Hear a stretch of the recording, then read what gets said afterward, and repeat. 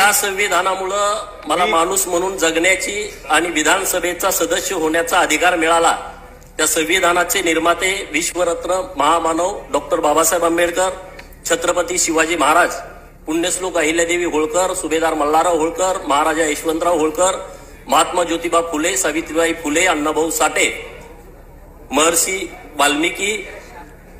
महात्मा बसवेश्वर या सर्व महामानवांना विनम्र अभिवादन करून मी गोपीचंद हिराबाई कुंडलिक पडळकर अखंड हिंदुस्थानातील धनगरांचं आराध्य दैवत श्री बिरोबाला साक्षी ठेवून शपथ घेतो की कायद्याद्वारे स्थापित झाले आहे अशा भारताच्या संविधानाबद्दल मी खरी श्रद्धा व निष्ठा बाळगीन, भारताची सार्वभौमत्वता व एकात्मता उन्नत राखीन आणि आता जे कर्तव्य मी हाती घेणार आहे ते निष्ठापूर्वक पार पाडीन. जय भीम, जय मल्हार, जय भारत. बाळू मामाच्या नावानं सांग भलं.